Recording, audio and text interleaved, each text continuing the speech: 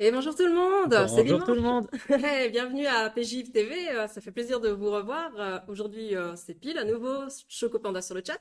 Et Grégory, quand on m'appelle de temps en temps Dark Sasuke, je ne sais pas pourquoi. On dit qu'il fait la pause, hein. Oh, so mysterious. Qu'est-ce que vous en pensez? Il est sexy ou il est pas sexy, hein? Ah, tu m'énerves déjà. Mais genre, Mais mais on va non. passer tout le temps ensemble, donc t'as intérêt à te tenir. Et vous aussi, hein, d'ailleurs, hein. Mhm. Ok. Du coup, on Du commence tout de coup, suite alors, hein. oui. Alors, on va commencer avec des nouvelles du Japon. Du coup, pour les nouvelles du Japon, on va parler des Jeux paralympiques. Et pour parler des Jeux paralympiques, je tiens à tout d'abord faire une petite introduction quelque part des notions des Jeux paralympiques qui sont un peu différentes des Jeux olympiques. On a en fait en Jeux paralympiques beaucoup de catégories qui n'ont rien à faire quelque part dans les Jeux olympiques normaux, mais comme dans les Jeux paralympiques, tout le monde n'a pas le même handicap. Il y a des paralysies différentes qui peuvent arriver si, par exemple, euh, le cas qui arrive le plus souvent, c'est simplement d'être blessé à une différente vertèbre, ce qui peut paralyser des différentes parties du corps. Et on a des catégories qui s'appellent T53 et T54 et différentes médailles pour chacune de ces catégories. La... C'est... Pour moi, ça a été quelque chose que j'ai découvert à travers un manga d'ailleurs. Le manga, c'est Real du même auteur que Slam Dunk en fait. Et du coup, un manga sur le handisport et le handi-basket.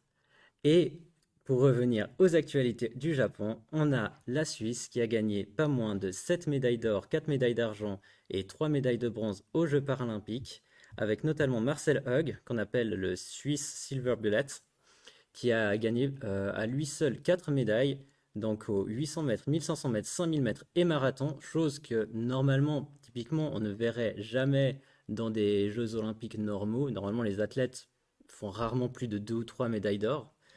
Et ici, du coup, on parle bien de chaise roulante en catégorie T54. T54 qui est donc la catégorie la plus libre, entre guillemets, comme je vous l'expliquais avant, avec justement encore les mouvements du bassin, les mouvements des épaules et tout. On a d'autres athlètes suisses, Manuela Schauer qui a gagné pour sa part les médailles aux 400 mètres et 800 mètres T54, médaille d'or donc. Et la dernière médaille d'or, c'est Catherine de Brunner qui a gagné la médaille, elle, aux 400 mètres en catégorie T53.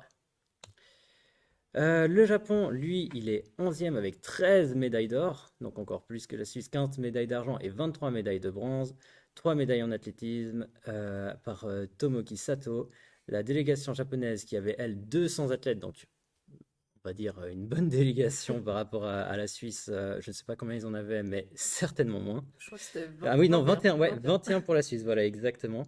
Euh, et ça permet en fait d'obtenir justement des médailles dans beaucoup plus de disciplines, puisque ben, logiquement plus d'athlètes, plus de variabilité, et en plus plus de handicaps différents, puisqu'il y a des médailles par handicap. Euh,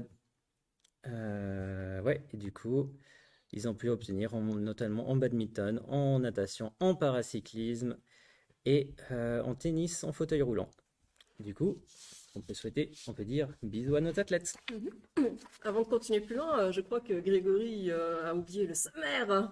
J'ai Mais oublié le sommaire, ouais, donc mais je suis horrible. ouais, Alors, est-ce du que tu coup, peux faire le sommaire à ma place? ouais, d'accord. Mais d'abord, est-ce que vous êtes d'accord qu'on le patte-patte un petit peu? Regardez, lui. Patte-patte, voilà. Comme ça, il est puni. Mais on est Aïe, aïe, gentil, aïe. hein. Du coup, pour le sommaire, ben, les nouvelles, tout d'abord, comme d'habitude. Donc là, vous avez déjà eu un spoiler. Ensuite, nous passerons à un reportage sur Marucha, qui est un salon de thé à Lausanne, car en effet, notre émission d'aujourd'hui est spéciale sur le thé vert japonais en particulier. Ensuite, ben, évidemment, le comité de Polyjapan a été dégusté Marucha et va vous donner son petit avis personnel. Et ensuite, il y aura Kotonocha, qui est une ambassadrice du thé japonais, qui va faire une petite interview. Et enfin, on va passer à la partie concours, hein, donc les résultats du concours Strawberry Shortcake de la dernière fois, ainsi que le concours numéro 4. Donc restez pour savoir ce que c'est et pour participer. Et nous terminerons par une anime review avec deux invités venus de très loin pour parler d'un manga sur le thé un peu particulier aussi, qui s'appelle Hyugimono. Ça te va comme ça? Ouais, Ça te- je crois que en fait, ouais, je crois que ça aurait été bien de commencer par là. Mais du coup, peut-être que...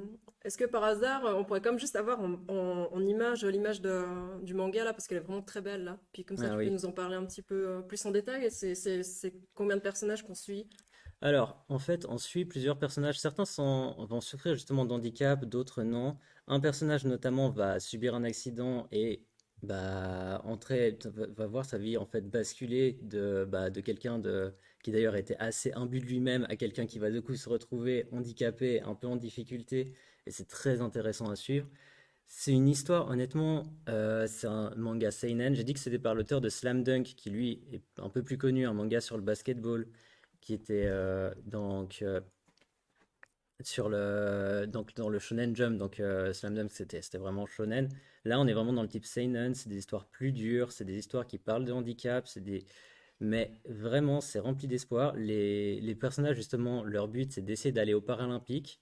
On se rend compte aussi quelque part que si les Jeux Olympiques, c'est souvent des très jeunes athlètes qui doivent s'entraîner toute leur vie en étant jeunes, les Paralympiques, c'est déjà ouvert à un public plus large sur l'âge. C'est vraiment des leçons de vie et je conseille ce manga à n'importe qui. Tu sais, si c'est toujours en cours, combien de tomes il y a par Oui, hasard? alors en termes de tomes, il me semble que ça doit être à peu près au 18 maintenant. Je sais qu'en termes de chapitres, ça fait 90. Du coup, oui, c'est toujours en cours. Il n'y a pas de date d'arrêt pour le moment qui D'accord. est prévue. Et puis en francophonie, est-ce qu'il est édité chez un éditeur à ta connaissance, ça? Alors, il me semble qu'il est bien édité, mais je pourrais malheureusement pas vous dire quel éditeur en Suisse. D'accord. Mais dans le chat, si jamais vous connaissez ce manga ou que vous avez des informations, n'hésitez pas à partager. Le chat est ouvert à tout le monde. Faites juste Mhm. attention à être resté gentil parce que sinon, nos gentils modérateurs, eux, ils vont vous. Hein. Ça, Non, ça vous êtes va. sages, vous êtes gentils, les gens à Poly Japan. N'hésitez pas à écrire. Il y a assez de modérateurs. Ouais, c'est ça. On va passer à des choses un peu plus proches. On va revenir en Suisse hein, parce que Poly Japan, ben, vous nous connaissez parce qu'on fait PJTV, on fait Japan Impact, hein, mais on fait aussi plein d'autres petits événements tout au long de l'année sur le campus de l'EPFL, entre autres.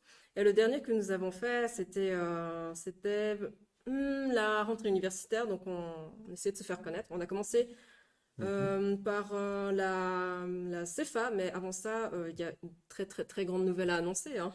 Eh bah oui, parce qu'on peut enfin vous annoncer les dates du prochain Japan Impact. Excusez-moi. Oula, oula, oula. Je confonds toujours Poly Japan et Japan Impact. Donc, le prochain Japan Impact, qui est donc notre grand événement de l'association. Euh, le prochain Japan Impact sera donc les 19 et 20 février 2022. Préparez-vous et achetez déjà les billets qui seront disponibles bientôt en ligne. Euh, Pour pouvoir avoir toutes donc, les infos, ben, vous avez la chatbox, la com qui va vous mettre tous les liens pour vous abonner, être au courant des toutes dernières mhm, nouvelles. Hein. Et ouais, donc 19 et 20 février, c'est un week-end entier consacré à la culture japonaise avec tous nos comités. Et puis, bien sûr, ben voilà, s'il y a le Covid ou quoi, ben on devra annuler. Mais pour l'instant, nous touchons du bois et on espère que ça se passera bien. Nous sommes en plein rush pour faire ça bien. mhm, Voilà. mhm. D'ailleurs, si vous vous sentez de venir nous aider, n'hésitez pas, on engage plein de staff. On a toujours eu des bons contacts avec les staffs, ils ont toujours été incroyables avec nous aussi. Nous, on est ravis toujours d'avoir des personnes motivées comme ça, qui peuvent bien sûr après profiter aussi de la convention et tout. C'est super. Si vous vous sentez dans l'âme et de venir, si vous êtes fan de manga et de culture japonaise, n'hésitez pas à venir nous aider, ce serait super. Voilà. Mais sinon, venez aussi en tant que visiteur, bien sûr. Toutes les Mhm. informations sur nos sites internet très prochainement. Quant aux événements étudiants, là, jeudi 23, donc c'était il n'y a pas si longtemps que ça, on a tenu un stand lors de la CEFA. C'est la fête des 30 ans de l'AG Poly. C'est notre boss, si on veut. C'est l'Association générale des étudiants et étudiantes de l'EPFL. Hein. Et Mhm. donc, les 30 ans, alors chaque jour, on avait des petits chalets où on switchait avec les commissions, les différentes commissions pour présenter nos activités, manger des bonnes choses. D'ailleurs, nous, qu'est-ce qu'on avait fait déjà? Des dorayaki! Mais qu'est-ce que donc des Mais qu'est-ce que dorayaki? donc des dorayaki? Normalement, vous devriez tous savoir, mais bon. Étant gentil, je vais vous donner une magnifique définition Wikipédia des dorayaki. Le dorayaki est une pâtisserie japonaise. En japonais, dora signifie gong, et cela expliquerait donc le nom de la pâtisserie. Celle-ci consiste en deux pâtes. Je suis désolé, tu me racontes. En deux pâtes en forme de pancake. Je vois pas pourquoi tu rigoles. Faites en katsura, enveloppant une garniture de pâtes d'haricots rouges nommée anko. Non, plus sérieusement, les dorayaki étaient succulents. Ils ont été faits par notre chef cuisinier, puisqu'on a un magnifique chef cuisinier du nom de Alan à Polyjapan. Et franchement, si vous passez sur nos stands, qu'il y a des dorayaki, n'hésitez pas, ils sont délicieux. Euh, on n'a plus le stand de la CEFA, mais on sera là à la semaine des associations, qui est du 5 au 9 octobre. Ce sera à midi, on ne sait pas encore tout à fait quel jour, mais n'hésitez pas à passer, c'est à l'EPFL et on vous accueille volontiers. C'est toujours un bon moment. Voilà. D'ailleurs, chez vous, dans la chatbox, si vous êtes venu à la CFA, est-ce que par hasard vous êtes passé à notre stand et est-ce que vous avez goûté nos dorayaki? Et si oui, lesquels vous avez préférés? Là, il y a le petit sondage qui s'affiche chez vous. Vous pouvez cliquer dessus et puis on peut regarder les réponses un peu plus tard. Donc n'hésitez pas à interagir avec nous, nous poser des questions. On lit le chat aussi de temps en temps. Donc Oh, le voilà. chat est calme pour le moment, mais Voilà. Mais c'est parce que vous êtes très sage et très timide, mais on vous aime bien quand même, hein. Et puis, à part les petits événements de présentation, on a aussi des superbes soirées de projection d'animés sur le campus de l'EPFL, hein. C'est gratuit et vous avez toute la liste sur nos réseaux sociaux et notre site internet. ouais. Le prochain événement duquel on peut vous parler, c'est la bourse au manga. Alors, la bourse au manga, c'est comme on l'indique, en fait, c'est des personnes qui peuvent venir vendre les mangas dont ils n'ont plus forcément besoin. D'autres personnes peuvent venir en acheter. C'est très très intéressant pour moi qui ai une assez bonne collection de mangas chez moi, mais qui peut plus trop en acheter parce que c'est quand même assez cher, on va pas se mentir. On est en Suisse, les tomes sont souvent à plus de 10 francs pour des tomes, disons, entre gros guillemets, bas de gamme. Et les tomes vraiment bien reliés et tout, eux, ils peuvent aller jusqu'à facilement 20 francs. C'est pas dans tous les budgets quand on a envie d'avoir la collection des One Piece. Enfin, on se comprend quoi. Mais là, à la bourse au manga, vous pourrez avoir justement des tomes simples beaucoup moins chers. Et même des fois, si vous le sentez, vous pourrez probablement acheter des collections complètes. Peut-être il manquera un ou deux tomes, mais c'est très intéressant. Ce sera donc le 20 novembre, hein, c'est un samedi, je crois, Mhm. à l'EPFL. Il y aura les formulaires d'inscription très bientôt. À nouveau, si vous voulez être au courant de tout, être les premiers, il faut nous suivre sur les réseaux sociaux. Et puis Mhm. sinon, rien à voir, mais nous sommes à l'EPFL et il y a des moineaux qui entrent dans la classe. Est-ce que c'est normal, hein? C'est C'est... le Ok, PFL. voilà, même les moineaux sont intelligents à l'EPFL, ils arrivent à Ouais. entrer. Ah Bref, ouais, non, mais... petite parenthèse fermée. Ouais, alors à part les mangas, il y a aussi des goodies, des jeux vidéo, et puis même un peu de mode japonaise, des vieux costumes de cosplay, donc vraiment passé. Et en plus, novembre, c'est proche de décembre, donc Noël, hein. Donc Mhm. là, c'est vraiment le moment idéal pour faire des cadeaux à prix cassé, quoi. Donc venez. Et puis, ouais, et tout à la fin cette année, on a une nouveauté aussi, hein. Oui. Mhm. Parce qu'en effet, on va projeter un film d'animation inédit en Suisse encore, et puis le groupe de musique de Poi Japan, Gakuari, qui veut dire rêve étudiant, on va faire un mini-concert, hein. Et ça va être le feu. On fait ce Oh qu'on là là. fait, voilà. Je, je les ai pas encore entendus jouer. T'es sûr qu'ils jouent bien? Ben, en fait, je suis dans le groupe, alors je vais dire que du bien de mes camarades, Je rigole. Je mais- sais qui c'est qui joue et j'ai hâte de vous entendre Ah, jouer. merci, c'est gentil. Non, bien sûr. Donc, venez voir, l'entrée à la bourse au manga est gratuite et ouverte à tous et à tous. Enfin, vous trouverez toutes les infos à nouveau sur notre site internet. Mhm. En parlant d'événements, on a aussi des événements hors Polyjapan, parce que oui, la Suisse est une grosse adepte du Japon, et c'est pour ça que, ben, par exemple, il y a le musée d'histoire de Berne qui a proposé cette année la deuxième édition de la grande fête japonaise avec l'ambassade du Japon. Attention, c'était le Mhm. 4 et 5 septembre. Il y avait des concerts traditionnels et modernes, du tir à l'arc japonais, de l'art martiaux, des visites guidées, des expositions avec focus sur l'Asie et l'Océanie, la visite du montage de la prochaine expo sur les samouraïs, du jeu vidéo, nourriture japonaise, cérémonie du thé, ikebana, etc., etc. Et ce qui était cool, c'est que l'excellent restaurant du musée, la Steinhalle, si vous ne connaissez pas, elle est passée en mode Japon avec un menu spécial nippon. Et j'aurais bien voulu y aller, mais j'ai pas pu. Mais bref, il y avait de quoi s'amuser et on espère vraiment qu'elle aura lieu à nouveau l'année suivante, hein. Ouais. Donc, comme tu l'as dit, il y a le musée historique de Berne qui a une nouvelle expo sur les samouraïs. Donc, elle se tiendra du 4 novembre au 5 mai. C'est une expo temporaire, mais bon, temporaire sur 6 mois, quoi. Mm. Vous avez largement le temps d'y aller et j'espère que vous vous y rendrez. Ça a l'air super, en tout cas. Ouais, en tout cas, à Peu Japan, on Ouais. aimerait bien aller la visiter, ça Ouais. promet. Ça On va vous être... met tous les liens dans la chatbox. Voilà. Et puis, par contre, si vous êtes plutôt nature plutôt que musée, sachez que l'arboretum du Vallon de l'Aubonne, que vous connaissez parce que vous avez tous vu la première émission, n'est-ce pas? Monsieur Meyer organise une visite guidée de la forêt japonaise le 24 octobre.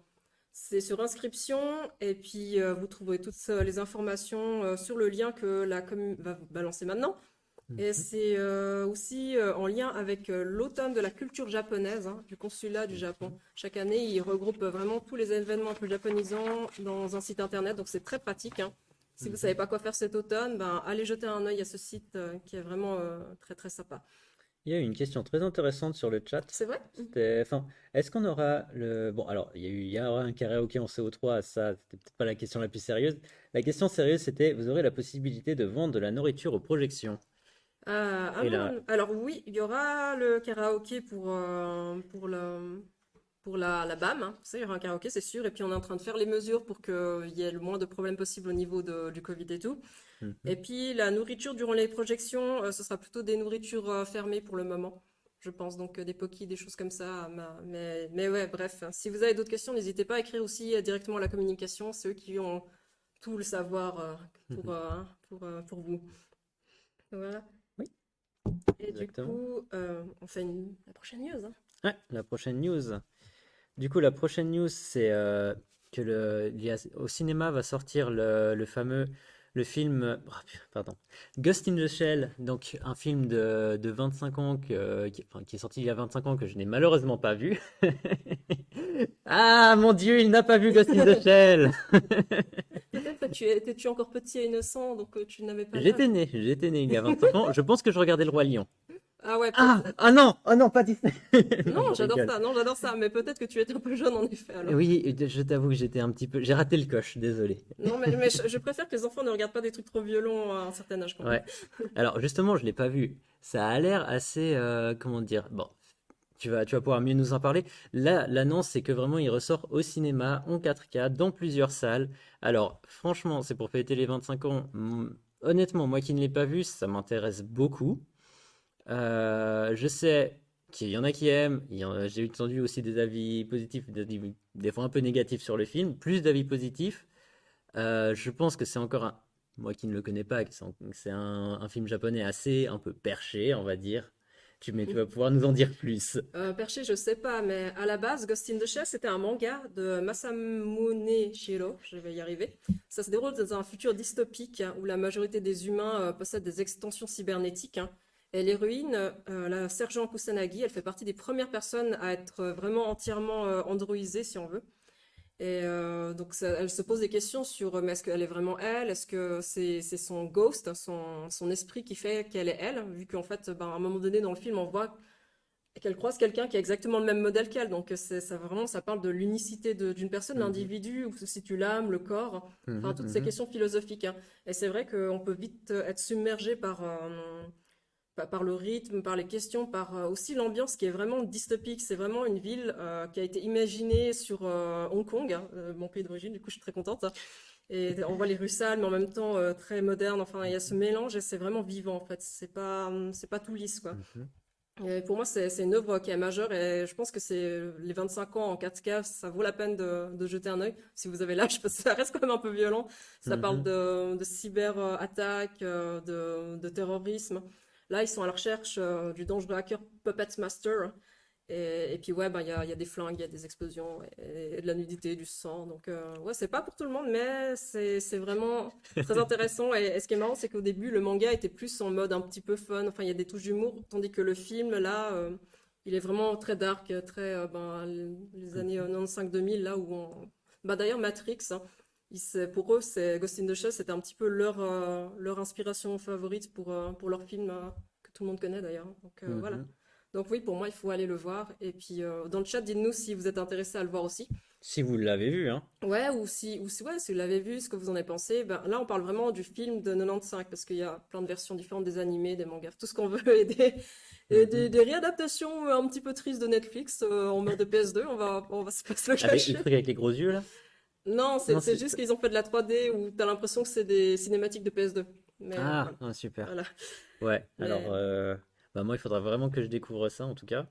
On va vous passer le thriller du coup, le trailer. À tout de suite, hein. À tout de suite.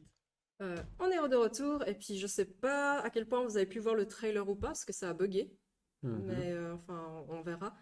Mais dans tous les cas, qu'est-ce que tu en as pensé de ce trailer que on va dire que tu l'as vu, n'est-ce On pas?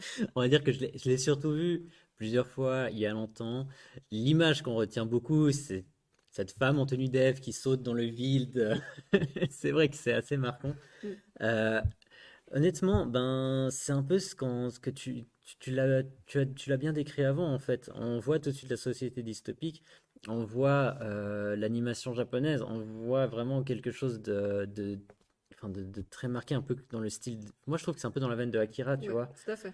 Mais c'est pour ça que je le pense assez perché, en fait. Mm. Pour avoir, j'ai pas vu Ghost in the Shell, par contre, j'ai vu Akira de Katsuhiro Otomo qui lui est aussi sur un futur dystopique, même si je crois que le futur c'est genre l'an 2000, mais c'est Voilà. pas Et puis il y grave. avait les Jeux Olympiques, c'était pas coïncidence, je ne pense pas. Aïe aïe aïe. Mais c'est vrai qu'en tout cas, la réflexion que tu as dit sur l'humanité, quelque part, être. Je sais pas, je vois que c'est un peu. On a des humains qui sont pratiquement des cyborgs de plus en plus, etc. Qu'est-ce que c'est être humain au final? Qu'est-ce que c'est avoir un corps? Qu'est-ce que c'est avoir un esprit? C'est des questions très intéressantes. Puisque au final, on pourrait se dire, bon, bah voilà, si je changeais chaque partie de mon corps en pièces cybernétiques, est-ce que je serais encore moi? On peut pousser encore plus loin, on peut même savoir que chaque cellule de notre corps est remplacée au bout d'un certain nombre d'années. Est-ce qu'on est encore nous-mêmes? C'est des questions qui sont très intéressantes et philosophiques. J'aimerais bien les découvrir à travers bah, un film d'animation bien réalisé. Mhm. Moi, je te conseille, et en plus de ça, ben, il y a bien sûr la technologie derrière, le World Wide Web. Là, je sais pas si tu as vu, mais par exemple, il y avait, je crois, un professeur qui avait, avant de mourir, ben, il avait mis plein de données de lui-même sur Internet pour qu'il soit un peu immortel, entre guillemets. Et puis, il y a un petit peu de ça aussi qui est mis en avant dans ce film aussi. Mhm. Est-ce qu'on peut être éternel, en fusionner avec le réseau? Enfin, c'est très pertinent. Enfin, c'est fou parce que ça existe depuis il y a 25 ans, mais c'est encore d'actualité et peut-être même encore plus C'est d'actualité, quoi. c'est vrai que bah, quand on a des films sur des futurs dystopiques qui ont au final bien pris le coche, qui sont pas trop éloignés de la réalité, même si ben, la plupart du temps les films prévoient des hologrammes et des trucs comme ça et n'ont pas vu venir les téléphones portables, ok, d'accord, mais les propos qui sont soulevés, eux, évidemment qui sont de plus en plus d'actualité puisqu'on se rapproche du futur qui est décrit.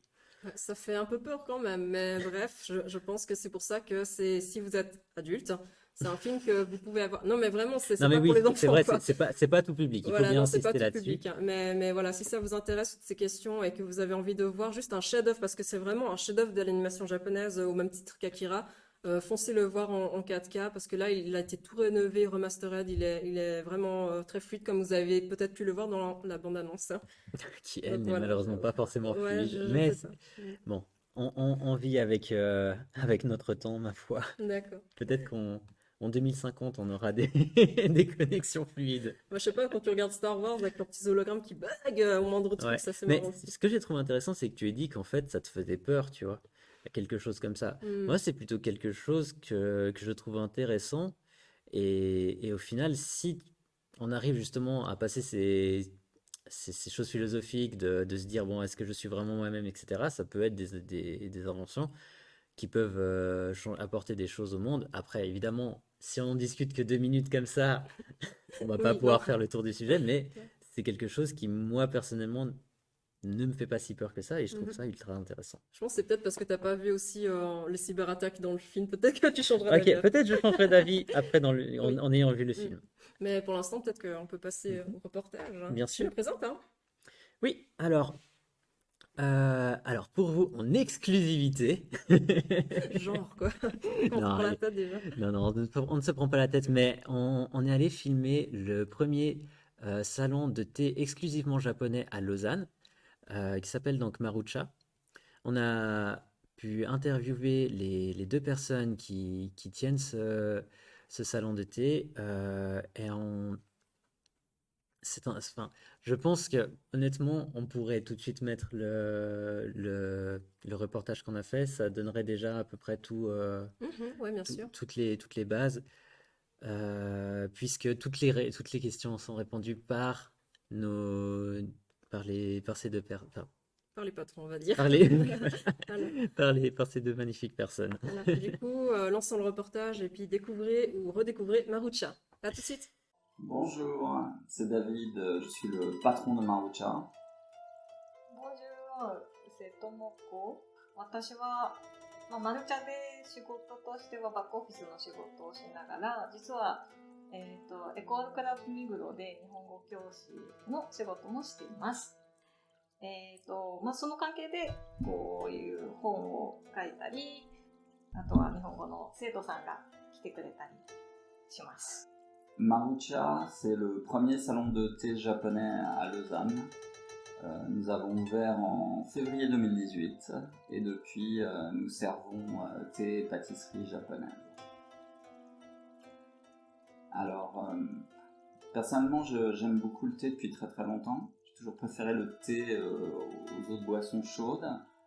Et le fait d'aller en Chine et au Japon a vraiment eu un impact sur moi puisque j'ai découvert que le thé, quand il vient à l'origine, est quand même nettement meilleur. C'est ça qui m'a vraiment fait basculer dans le thé. Comme je suis japonaise, je bois du thé depuis longtemps, depuis mon enfance, donc je connais. Alors, une fois qu'on a décidé de se lancer là-dedans, ça a été évidemment compliqué. Disons qu'au départ, comme j'aimais beaucoup le thé, j'étais un peu frustré par la façon dont le thé était servi ici. Parce que je trouve que souvent il est assez de piètre qualité, que même si on est dans un tea room, c'est vrai qu'il se préoccupe plus des pâtisseries que du thé lui-même. Moi, ça m'avait toujours laissé un petit peu insatisfait. Et puis, donc, je me suis dit, comme ça n'existait pas ici, que peut-être ça pourrait plaire à d'autres gens que moi d'avoir un thé qui est fait dans les règles de l'art. Et donc, pour ce faire, on a cherché effectivement un financement. On a commencé par chercher un microcrédit. Et on nous a dit que ça ne marcherait pas, que c'était une niche de niche, qu'il n'y avait pas un public pour ce type d'établissement. Donc, ça a été difficile au début. Et puis, après, on a opté pour le financement participatif, le crowdfunding. Et ça a plutôt bien marché. On a assez vite atteint notre objectif. Et on a vu qu'il y avait un soutien et qu'on n'était pas les seuls à qui ça plaisait comme projet. Alors, Marucha, tu veux le dire peut-être? Et Maru veut dire sur cercle. Thé, c'est non, cha, c'est le thé. Voilà, c'est un peu comme le cercle du thé. Voilà.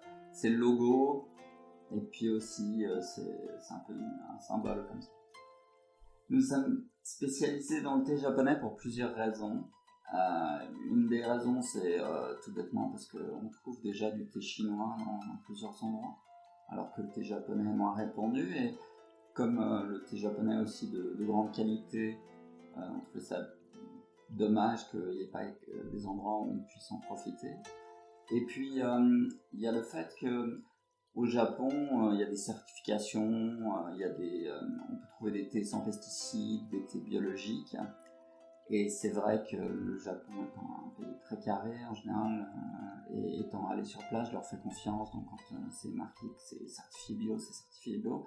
Et pour moi, c'est cette forme de sûreté alimentaire qui m'a attiré, qui m'a fait me dire que je suis sûr, enfin, je veux être confiant dans ce que je sers aux gens.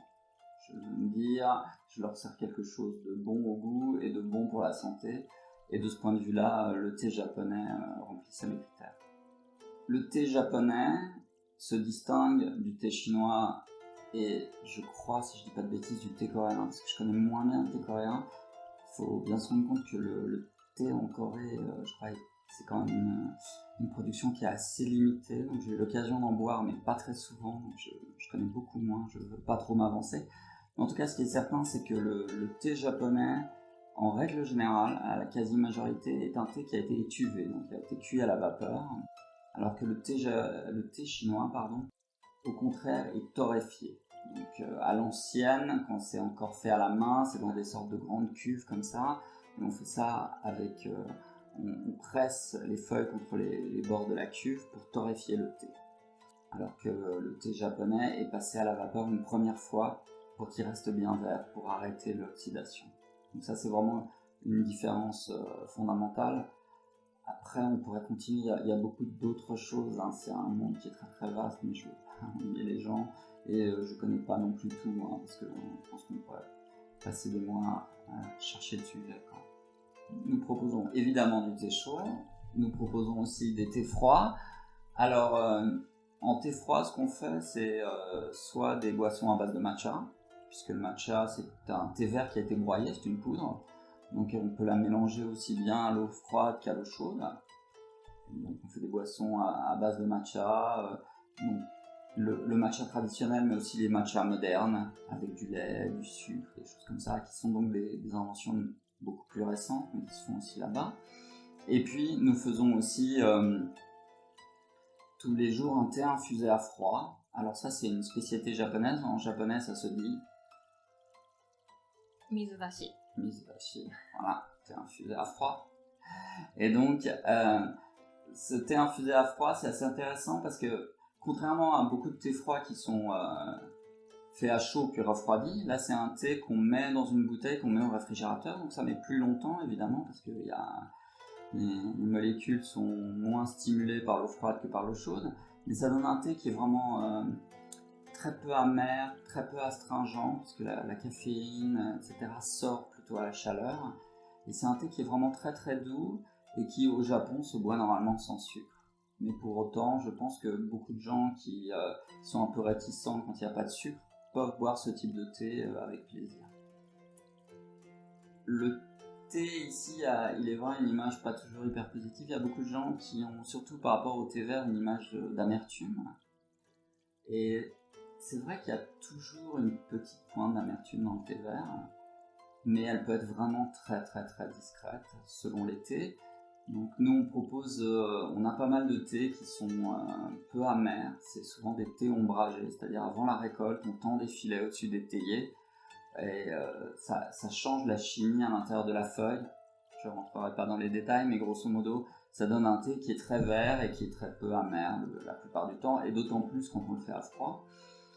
Mais c'est vrai que les gens ont un peu une crainte de cela, ils n'osent pas trop se lancer. Je trouve que c'est un peu dommage de ne pas essayer ce qui existe, parce que franchement, moi aussi, après avoir été en Asie, après avoir bu du thé en Chine et au Japon, et ensuite en avoir goûté ici, je me suis dit, oui, effectivement, si le thé est comme ceci, dans ce cas-là, moi non plus, ça ne m'attirerait pas, quoi. Et il existe, quand c'est un vrai thé de qualité, et nous, je pense qu'on propose un vrai thé de qualité, c'est quand même une expérience qui est très très différente, des goûts qui sont très très différents. Et puis comme je disais, on en fait aussi avec du lait, avec du sucre, il y a un peu de tout. Je pense que ça vaut la peine d'essayer de s'ouvrir, parce que le thé c'est un peu un continent, hein. C'est comme le vin, il y a énormément de variétés, de provenances, de choses comme ça, donc c'est un peu dommage de passer à côté. Le thé japonais et le Japon ne sont pas forcément liés, c'est-à-dire qu'on peut ne pas connaître le Japon et apprécier son thé. Donc je pense que les gens qui ne connaissent pas le Japon aussi, ou qui ne s'intéressent pas plus que ça au Japon, peuvent aussi venir. Personnellement, je conseille à tout le monde de venir ne serait-ce qu'essayer une fois, et je pense qu'on peut aimer le thé japonais sans forcément connaître le Japon ou être particulièrement attiré par le Japon. Je me souviens là, quand j'ai fait un petit peu des arts martiaux à une époque, il y a des judokas, ils sont à fond dans le judo, ils ne s'intéressent pas plus que ça au Japon en fait. Donc je pense que c'est pas forcément lié. Évidemment, c'est une partie de la culture, le thé au Japon, mais on peut l'apprécier sans s'intéresser plus au pays. Et le thé au Japon, c'est vraiment un élément du quotidien, et les jeunes comme les moins jeunes en boivent. Donc je pense qu'il y a de quoi plaire à tout le monde, et que ça vaut la peine de tenter, d'essayer de se faire une nouvelle idée du thé, puisque comme je disais, ici parfois il est pas bien représenté, il n'est pas fait comme il faudrait, et donc il n'est pas toujours aussi bon qu'il pourrait être. proposons l'atelier de matcha et atelier de origami des fois et Pâtisserie aussi. pâtisserie aussi avec des amis japonaises. Voilà. Nous faisons aussi, alors, nous avons évidemment pas que à boire, nous avons aussi des pâtisseries qui sont faites maison, pour la très grande majorité. Et nous avons aussi de la vaisselle, des théières, des tasses, enfin tous les ustensiles nécessaires à la préparation du thé, ainsi que les fouets à matcha et les bols à matcha. Et puis pour ceux que ça intéresse, pour ceux qui sont plutôt dans l'apprentissage, nous avons rédigé un cahier pour apprendre les hiragana et les katakana.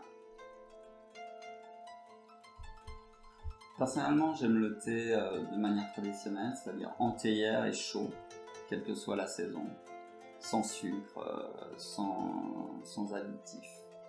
Voilà. Je bois aussi du matcha, mais c'est vrai que je bois plus des thés infusés que du matcha. Moi aussi, je préfère le thé comme sencha sans sucre, sans lait, tout simple. Le sencha, c'est le thé en fait qui est le plus consommé au Japon. C'est le thé vert de base.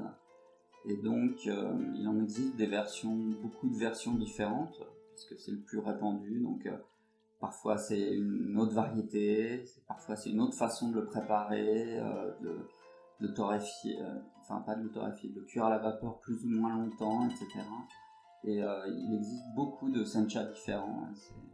C'est tout un monde. Mon thé préféré en ce moment, c'est celui que je suis en train de boire, j'ai un peu terminé. C'est un kamairi. Donc en fait, c'est un peu différent de tout ce que je viens de dire jusqu'à maintenant, c'est-à-dire que j'ai expliqué que le thé au Japon était cuit à l'étuvée et n'était pas torréfié. Mais en fait, il existe une petite portion de la production, à peu près, je crois 5%, qui est encore du thé torréfié comme ça se faisait en Chine.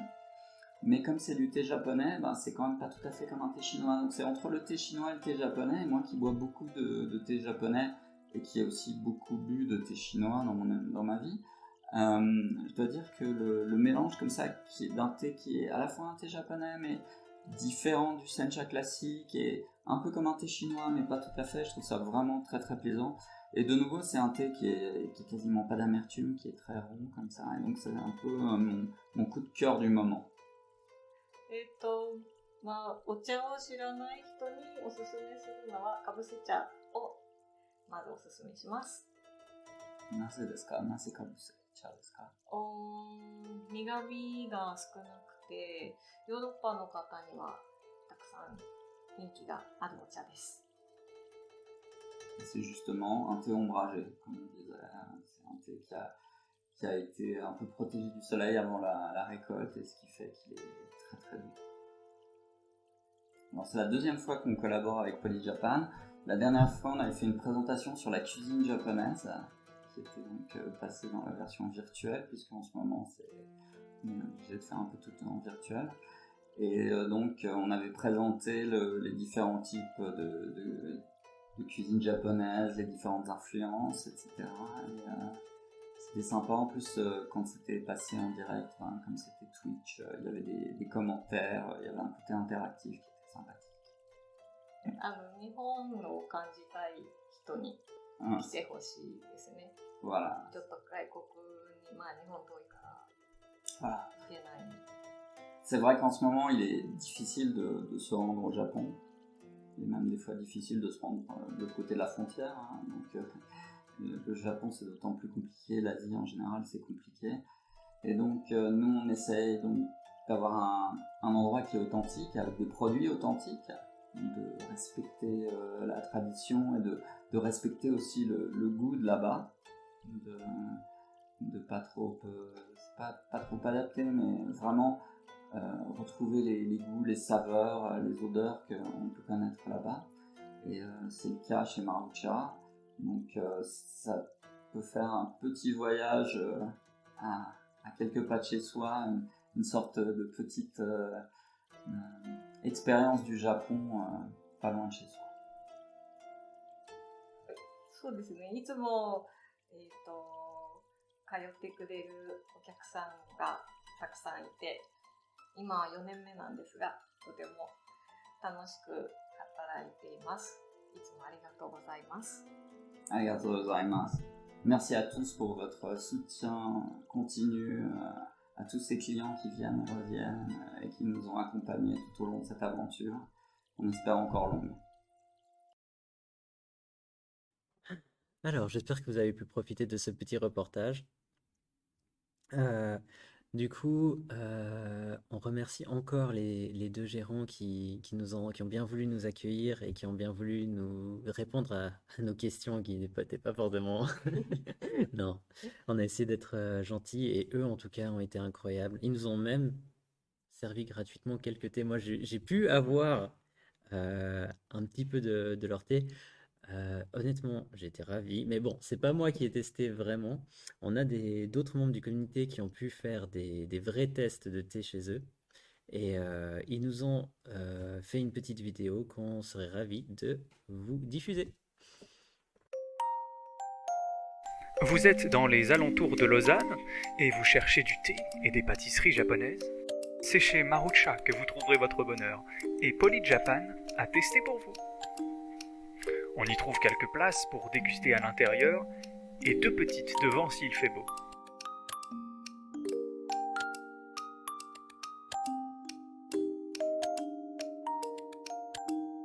En plus du thé, c'est les mochi qui semblent avoir tenté nos 2 comités. Un au sésame et un au matcha.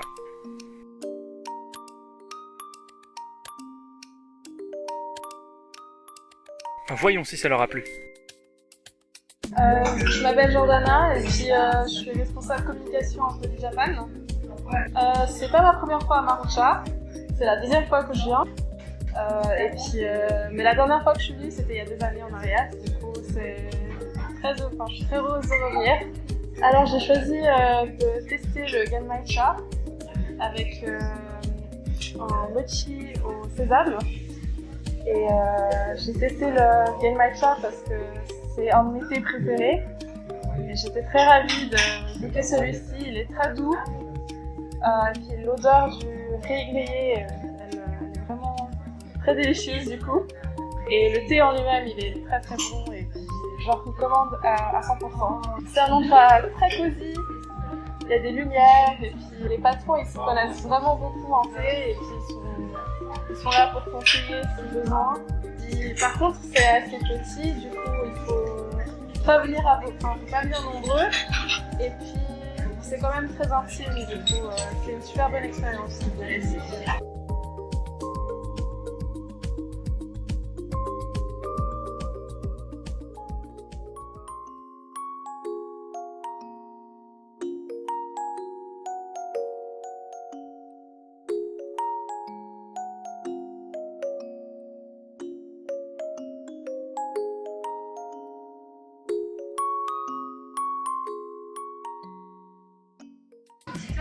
Alors je suis Nicolas, je suis responsable d'électricité dans le comité de Japan Impact.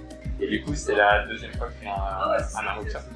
J'étais déjà venu il y a environ 6 mois prendre un thé une fois à l'emporter. Aujourd'hui j'ai pris un Okisha, qui est un thé torréfié. En fait je l'ai pris justement parce que c'était la première fois que je pouvais boire un thé torréfié et j'ai beaucoup aimé. J'avais un goût assez fort en fait au début, avec pas mal de goût, et ensuite on finissait avec une note d'amertume qui était sympathique. J'ai l'impression sur la 2e infusion que c'était un peu plus amer, c'était aussi juste moi. Et en accompagnement j'ai pris un mochi thé vert qui était super bon et ça apportait vraiment un joli contraste parce que c'était un mochi très frais avec le thé, le Kisha. Et du coup, j'aime beaucoup Marucha, je trouve que c'est un endroit qui est vraiment sympa. Les gens sont super accueillants, sont super sympas. Et aussi, on est au centre de Lausanne, ce qui fait que ça se couple bien avec une sortie shopping, avec rencontrer des amis, comme point de rencontre pour les gens.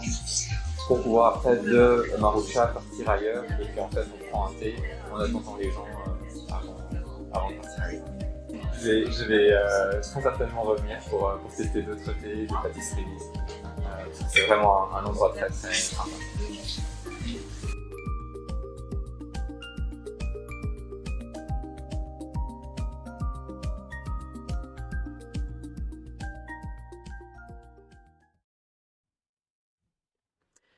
Rebonjour, rebonjour. Alors, on va faire un petit point.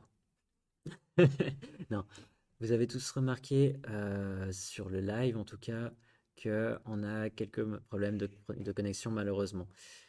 On n'a pas pu se connecter directement en physique, on doit utiliser le Wi-Fi et malheureusement c'est en plus de la 4G en fait. Donc voilà, c'est pas suffisant pour avoir un live stable. On s'en excuse, mais par contre, on sait que la VOD, elle, et bonjour à tous ceux qui nous regardent sur la VOD. Bonjour, bonjour. La VOD, elle devrait être nickel. Donc, on va se continuer, on va se donner à fond pour la VOD. Merci beaucoup à tous ceux qui arrivent quand même à nous suivre comme ça. On sait que c'est difficile quand il y a des chargements, Honnêtement, là, c'est presque 10 secondes de chargement pour 10 secondes de ta voix, hein. Ouais, non, On vraiment a eu désolé. on a eu des messages dans le chat qui nous disaient justement que ce qui arrive, c'est que ta voix n'est pas coupée. En gros, c'est en continu, mais il y a 10 secondes de pause et ta voix reprend. Enfin, mais ça coupe pas des passages de ce que tu dis. C'est le ghost de ma voix. C'est le ghost de ta voix. On a des très bonnes gentilles personnes en commentaire, notamment ta voisine, qui nous met de très gentils commentaires. Merci beaucoup, Bondel. Euh, et non, et du coup, pour ceux qui se demandent, c'est pas de votre faute si vous avez des problèmes pour recevoir le live, c'est bien de notre faute malheureusement. Toutes nos excuses. Toutes Et nos excuses, même merci beaucoup de nous suivre. voilà.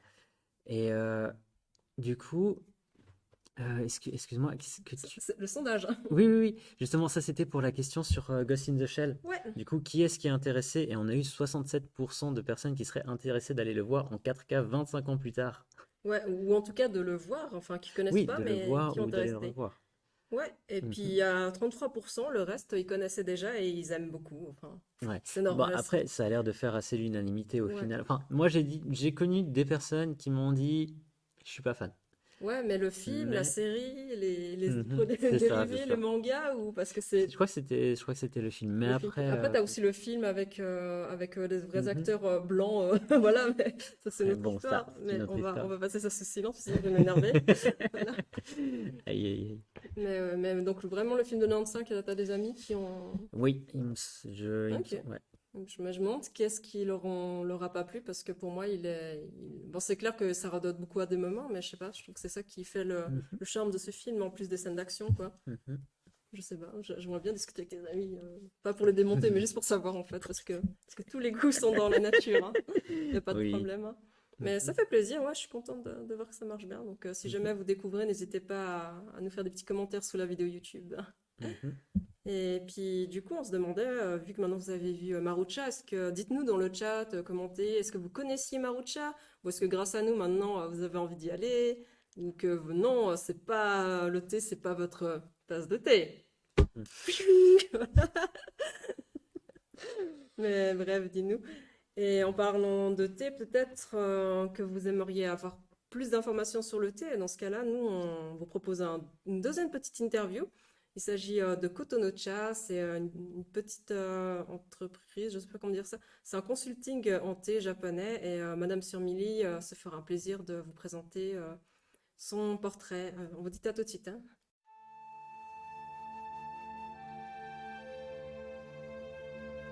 Je m'appelle Natsumi Surmeli, je suis japonaise et je suis une traductrice à la base.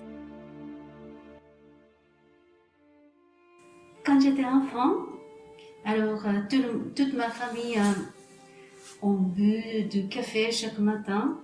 Et puis moi, je n'ai pas tellement de goût de café, donc ma mère, ma grand-mère m'ont servi toujours le thé légèrement infusé, comme les enfants.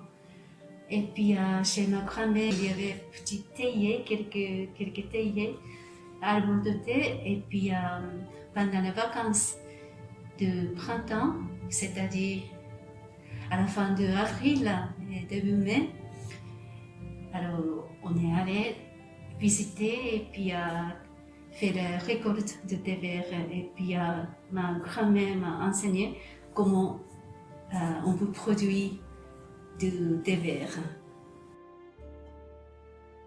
Alors, l'ambassadrice de thé vert, c'est un titre nommé par notre association de thé vert qui s'appelle Nihoncha Instructor Association.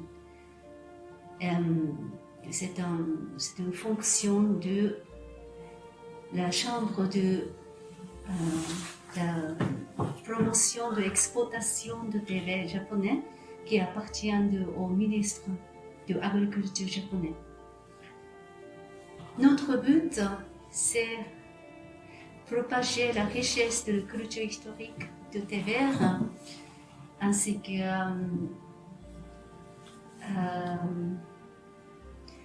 de créer une culture nouvelle avec le thé vert.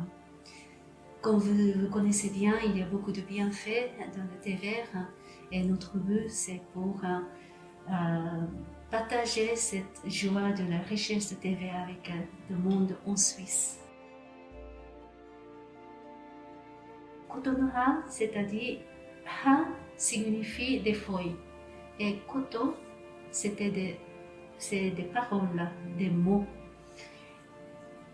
Et donc j'ai transformé ça en kotonocha, donc paroles de thé. Quand on prépare le thé chaque matin, on parle à nous-mêmes, moi-même, ou bien à la famille. Même avec du thé. Alors, comment on peut préparer le thé, c'est un peu la préparation de notre conception, notre esprit pour cette journée-là. Le thé vert a beaucoup de bienfaits. Et vous connaissez peut-être la cérémonie de thé, mais le thé n'est pas seulement pour la cérémonie, c'est une boisson qu'on boit quotidiennement. Donc,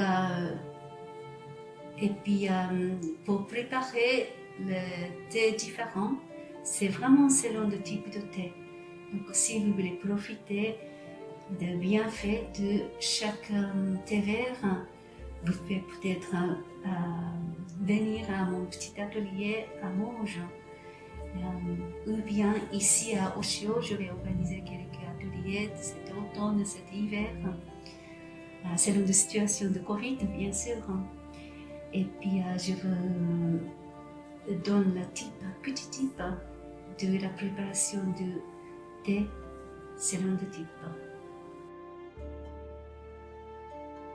Parce que chaque feuille de thé a un caractère.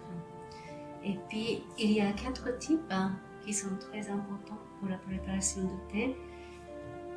La quantité de feuilles de thé, la quantité de l'eau chaude et le temps d'infusion, la température de l'eau chaude.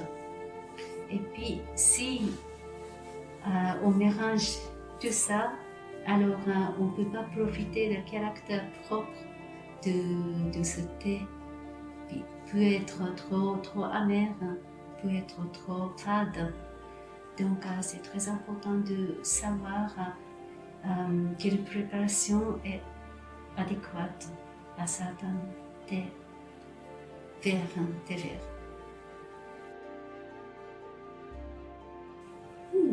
Dans l'atelier, à Morges ou bien ici à Oshio, et sur Internet aussi, et Instagram. Et puis vous pouvez toujours me contacter si vous avez des questions. Très bonne question. Moi, j'ai préparé un thé qui s'appelle Shizu 7132. Alors si vous connaissez un petit peu la pâtisserie japonaise, il y a un mochi qui s'appelle Sakura Mochi qu'on mange beaucoup pendant le printemps. Sakura Mochi, c'est un mochi emballé ou enrâpé par les feuilles de sakura marinées dans le sel pendant quelques temps. Et cette feuille donne très très bon goût et arôme au mochi. Et cet bon goût et puis bonne odeur, l'arôme qui s'appelle kumarine. Et une partie de Shizuoka où il y a beaucoup de champs de thé vert. Alors, ils ont trouvé les feuilles de thé ont le même goût que le sakura mochi, les feuilles de sakura. C'était conservé seulement pour le théier pendant longtemps, mais petit à petit, tout le monde a commencé à savoir, à le connaître, ses goûts. Et maintenant, cette thé avec beaucoup de arômes de feuilles de sakura est très populaire. Et un jour, ils ont demandé aux chercheurs d'analyser de cette feuille de thé, et puis ils ont trouvé qu'il y a beaucoup de kumarine dans cette feuille de thé. Ils ne savent pas pourquoi, comment, mais la kumarine est très présente dans cette feuille de thé et s'appelle Shizu 7132. Malheureusement, c'était un thé trop particulier, donc malheureusement, il ne pouvait pas donner le nom. Des fois, c'est thé de sakura, des fois, machiko s'appelle. C'est un nom de gens qui fait la récolte de cette feuille de thé. Voilà, j'ai préparé le thé froid avec cette Shizu 7132.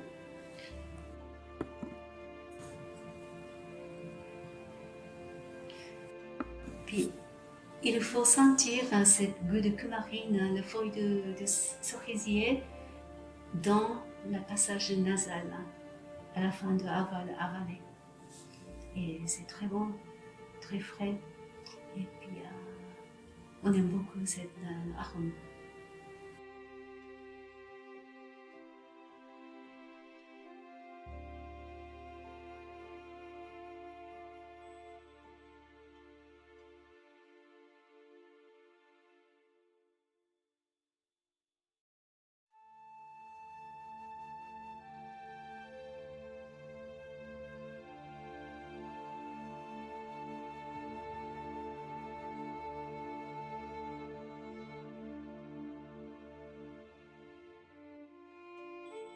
Je profite de vous présenter des petits articles concernant le thé vert en japonais que Oshio gentiment m'a proposé de poser dans nos boutiques. Le voici l'encens fait seulement par des matcha. Et le plateau et puis la sous-tasse avec le bois de cerisier et un lunchbox en bambou. Profitez-en. Alors, je vais aussi présenter l'autre travail que je fais actuellement.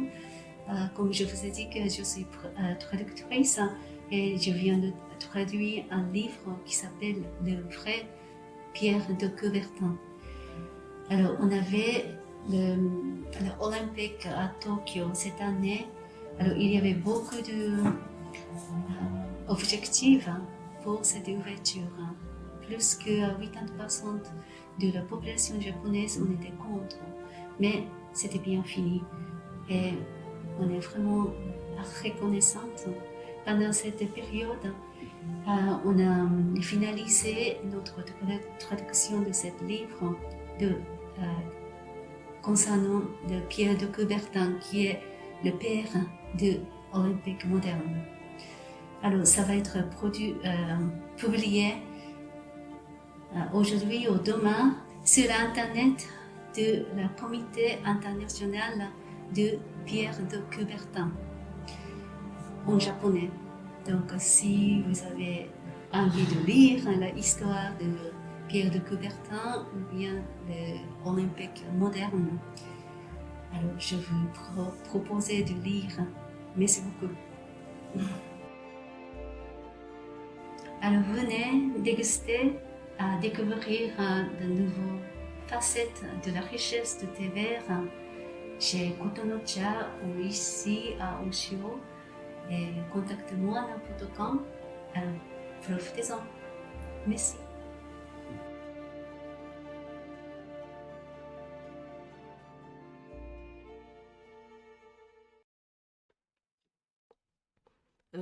J'espère que cette petite présentation vous a plu.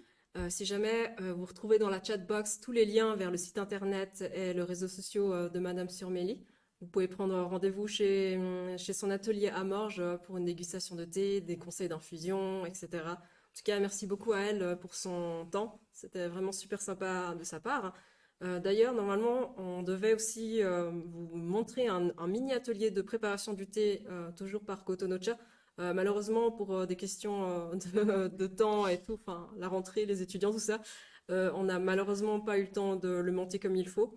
Donc, à la place, nous allons le diffuser sur notre chaîne YouTube, Japan Impact officiel, tout collé. Et puis, on va aussi le mettre sur nos réseaux sociaux. On est vraiment, vraiment désolé. J'ai l'impression que cette dernière émission de l'année, c'est l'émission numéro 4. Je pense que c'est pas pour rien que c'est le nombre, Ouais. le nombre porte-malheur en Asie, parce que là, vraiment, il y a tout qui nous tombe dessus. Voilà. Mais en tout cas, merci beaucoup pour votre soutien. Et puis, toutes nos excuses à Madame Surmélie pour le retard. Et vraiment, merci beaucoup à tout le monde. Mhm. Oui, c'est vrai que le numéro 4, ça nous convient bien. Aïe, aïe, aïe. Non, ça, c'est des choses qui arrivent. On a encore, d'ailleurs, une nouvelle d'annulation à vous faire passer. On avait fait un concours pour le manga, pour gagner un manga, le manga Strawberry Shortcake. Strawberry Shortcake. Accent français. Non, désolé, il y a l'accent anglais, ça va, ça vient. Euh, En fait, c'était un concours qu'on avait lancé la dernière fois. Il fallait prendre une photo avec son manga favori, la poster sur les réseaux sociaux et en fait nous taguer. Enfin, ensuite, simplement avoir une adresse, nous donner l'autorisation d'utiliser les photos pour nous-mêmes, etc. Le faire avant le mercredi 22. Malheureusement, il n'y a pas eu assez de participants, donc on peut pas donner les résultats. On peut pas, on est obligé d'annuler le concours. Je ne sais pas pourquoi. Peut-être on a demandé quelque chose de trop compliqué. Je pense qu'il y avait trop Pe- d'étapes. Peut-être que les gens ont honte de prendre une photo avec leur manga favori. Ça, tu te retrouves avec. Enfin, t'es là, tu prends d'un coup Fairy Tail, puis. Oh, il faut assumer je vos choix dans la vie, les amis. Si vous aimez quelque chose, faites comme moi, assumez, hein. Non, Mais oui. non, je pense que simplement Strawberry Shortcake est quand même un manga d'une catégorie un peu connue, comme j'avais expliqué la dernière fois. C'est un manga dur, pas forcément super joyeux, donc il y a ça. Et puis, ouais, peut-être qu'on vous en demandait trop. C'est pour ça que pour le concours de cette fois-ci, il sera beaucoup plus simple. En effet, c'est l'heure du concours PGTV numéro 4. Ah. Et donc, on espère que ça porte pas malheur. J'avoue. Alors là, on vous avait annoncé Non. plutôt aux nouvelles que le 19 et 20 février, il y a Japan Impact. Et le thème de cette année, ce sera la nourriture japonaise. Un bol de Japon, hein. Et pour fêter ça, on s'est dit que ça peut être cool de vous offrir un livre de cuisine japonais. Mhm. Donc, le livre de cuisine, ça s'appelle Cuisiner japonais pas à pas. C'est vraiment un livre pour les débutants. Il est plein d'images, c'est expliqué pas à pas. Vraiment, vous êtes vraiment super newbie en cuisine japonaise. C'est vraiment un livre super. Et là, on va faire ça, les choses très simples. Notre pôle communication va poster une photo, la photo que vous voyez en ce moment à l'écran, sur Instagram, notre Facebook et notre Twitter de Poly Japan, hein. Et puis, vous devez liker l'un des photos. Vous commentez ce que vous avez préféré dans PJTV en général. Donc ça peut être cette émission-là, genre ah, j'ai trop aimé quand ça lag, c'est trop drôle. Voilà. Ou alors ah, j'ai adoré le reportage chez Oshio, ou j'aime juste Dark Sasuke parce que tellement vous avez toujours fait le oh yeah.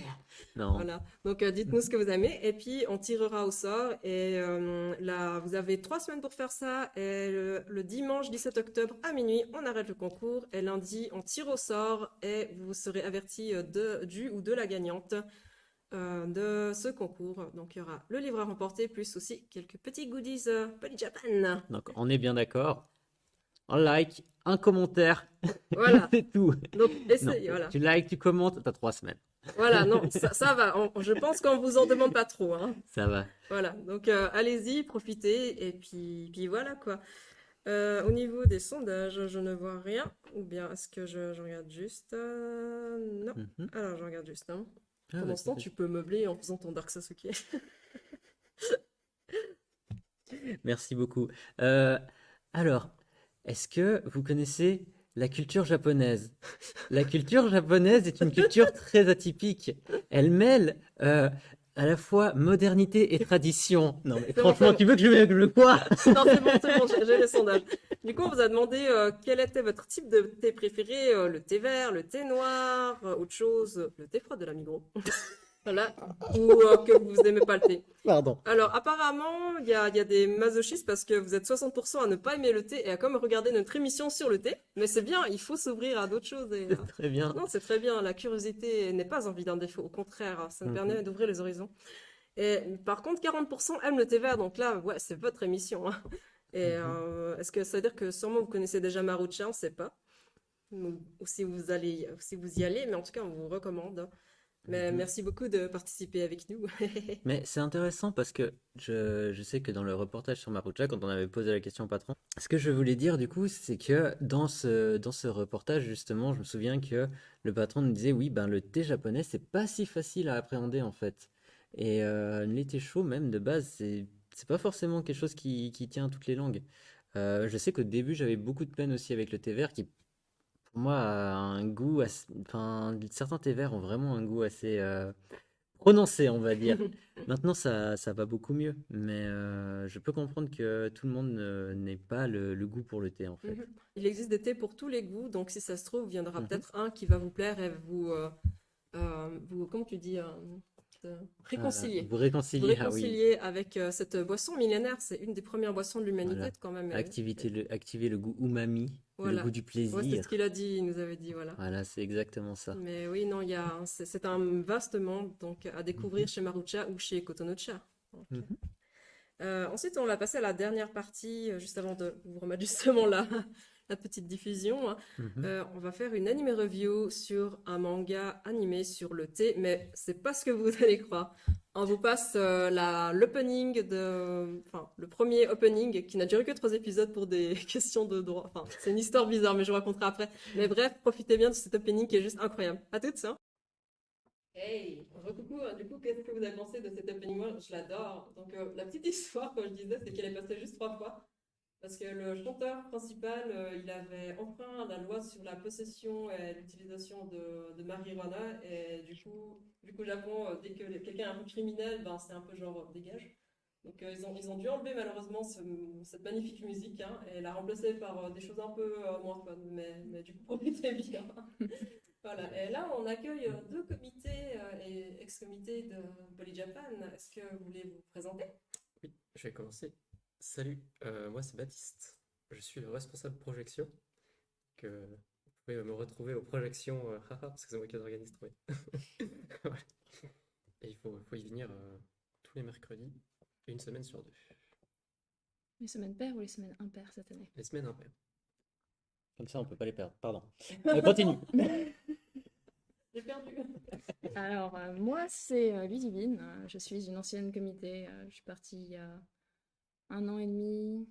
Ouais, à peu près 1 an et demi maintenant. Et je suis revenue juste pour cette émission parce que Pile nous a conseillé cet animé incroyable sur le thé et que je me suis dit qu'il fallait absolument que je le voie. Faut que tu sois revenu pile pour cette émission. Pardon. Continue.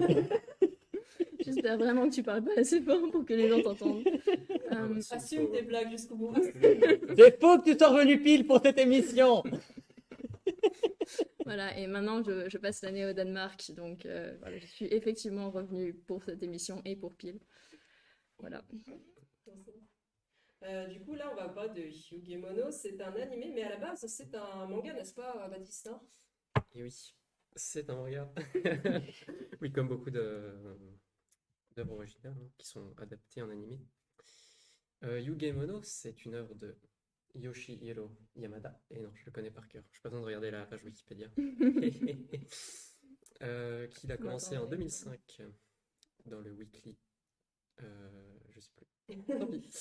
Ils ont commencé en 2005 jusqu'en 2017 à peu près. Voilà. Il y a 25 volumes. Et waouh, incroyable. En tant que Kuon, ouais. Et puis l'animé a été fait entre 2011 et 2012. Voilà. Et il y a 39 épisodes. Alors, c'est un long manga, mais ça en vaut la peine. D'ailleurs, pourquoi Lady Win? Est-ce que cet animé est incroyable? Ah, cet animé est incroyablement dense déjà. Et Continue. Dis plus fort tes blagues pour que tout le monde puisse profiter sur le Non, chat. non, non, non. si, parce qu'après je m'interromps et c'est moi qui passe pour une débile, tu vois. Pardon, continue. Voilà. Alors, ce que j'attendais de cet animé, déjà, de base, hein, pour passer les prérequis et les a priori, c'était surtout de voir la collection de ces objets de thé, de ces objets précieux, se constituer au fur et à mesure des épisodes où on introduit un avec son histoire, une certaine importance dans le scénario aussi, pour pas que ce soit juste un documentaire, et voir comment est-ce que leur signification changerait selon le contexte dans lequel ils seraient placés, etc. Ce qui a été le cas en général, je trouve que de ce côté-là, c'était assez bien expliqué. En tout cas, j'ai trouvé ces éléments, donc j'étais contente, parce qu'il m'en faut peu. Mais vraiment, le monde du thé était complètement mélangé au monde guerrier, au monde politique, ce qui fait que au bout de 2, maximum 3 épisodes, mon attention span était saturé. Parce qu'il fallait vraiment faire attention entre les banquets où il y avait tous les codes, ou les discussions plus informelles tard le soir entre les chefs de clan, où il fallait faire attention à ce qu'ils se disaient, ce qu'ils se disaient pas. T'avais des silences où on te montrait des choses et il fallait faire... ouais, voilà. Je trouvais que de ce côté-là, c'était extrêmement dense et parfois un peu difficile à suivre. Mais je ne sais pas ce que vous en avez pensé de ce côté-là. Peut-être qu'en fait, on devrait d'abord faire un petit résumé de l'histoire. Parce que là, on a vu l'opening, mais en fait, de quoi ça parle? Baptiste, peut-être tu peux... Oui, bah écoute, tu l'as un peu dit en vrai, hein. Du coup, de quoi ça parle? C'est putain, Sasuke. Oh mon Dieu, c'est un gouverneur, oui, un gouverneur du coup dont le maître, enfin le seigneur est Oda Nobunaga, parce que ça se passe pendant l'ère Sengoku. Et ce Sasuke, et du coup lui, il va pas aller tuer sa famille et devenir un ninja, non, du coup, il veut, comment dire, c'est quelqu'un d'assez greedy. Avare. Avare, exactement. Ambitieux aussi. Du coup, il veut savoir faire du bon thé, mais il veut aussi être un seigneur ou avoir du pouvoir. Et du coup, disons que les deux disciplines entre la guerre et le savoir-faire du thé, bon, en tout cas au Japon féodal, ça n'est pas hyper compatible.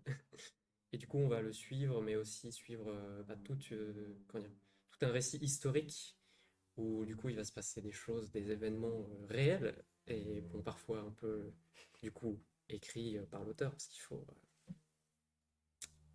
raccorder les liens, enfin les points, faire des liens entre les points de l'histoire. Et du coup, voilà, on va le suivre dans ces histoires où il va essayer de collectionner justement des masterpieces, des pièces, des chefs-d'œuvre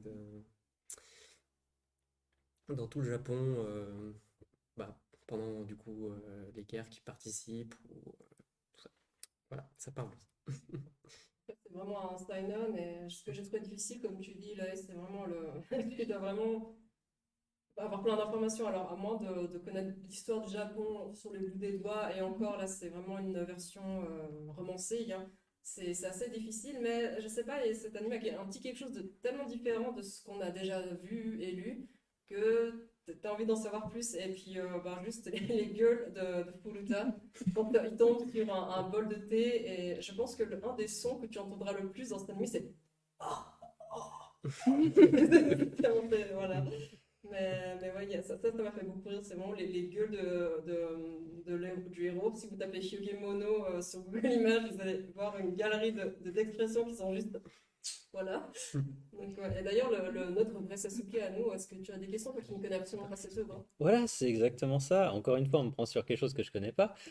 Ah bah oui, Non, non, je ça sais. fait genre. Non, mais au moins là, tu vois, si je dis j'ai pas vu Ogemono, les gens vont pas faire ah, il a pas vu Ogemono. Ils vont dire ah, c'est quoi? Ouais, non, Du coup, toi, en tant que novice, est-ce que ça t'intrigue Non. là, ce qu'on a raconté? Est-ce que tu as des questions?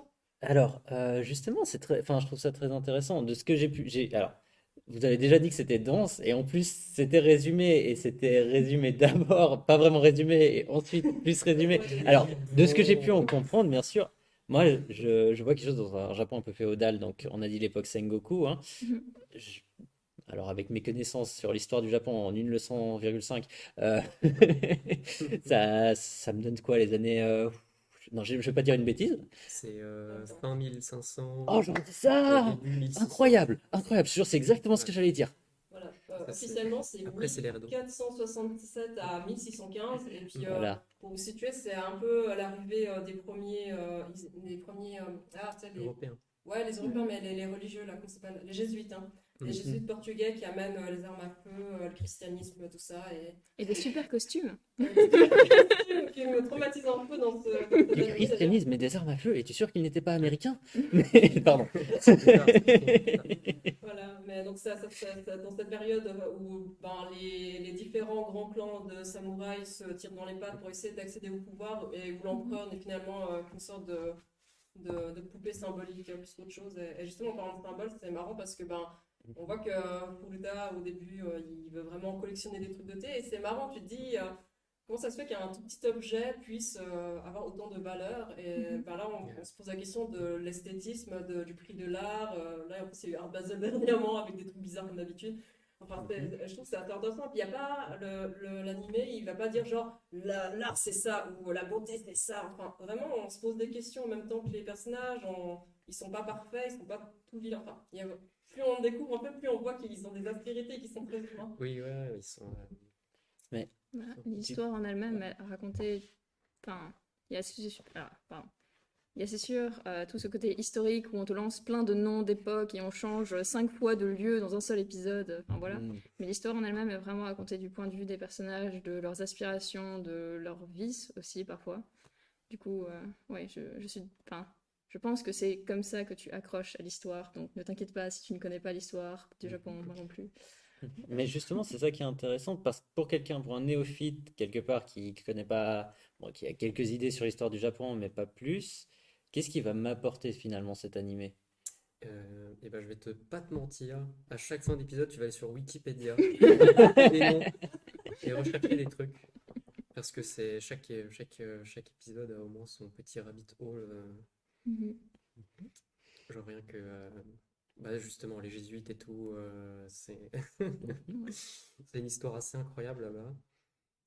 Donc je pense ouais, disons qu'il est très unique cet animé dans le sens où je crois que en tout cas j'en ai pas vu beaucoup d'aussi historique, mais vraiment historique en mode genre c'est pas juste on essaye de raconter un peu voilà, de manière plus shonen quoi. Mhm.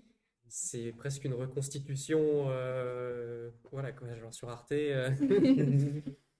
Voilà, Ouais, Disons que, en fait, même s'il y a des samouraïs, des guerres, il y a plein de guerres qui se passent, tu vois très rarement, en fait, finalement, des scènes de combat, et tu passes plus de temps, justement, entre les avant et après.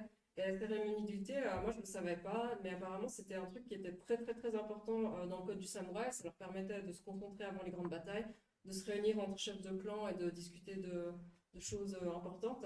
Et c'est marrant enfin, vraiment, le manga voulait apporter l'importance de la cérémonie du thé dans le monde samouraï, dans le monde guerrier. Et ça, c'est quelque chose que je connaissais absolument pas avant ce manga. Et c'est pour ça, rien que pour ça, c'était vraiment super, hein. Donc on a vraiment quelque chose quelque part déjà à apprendre.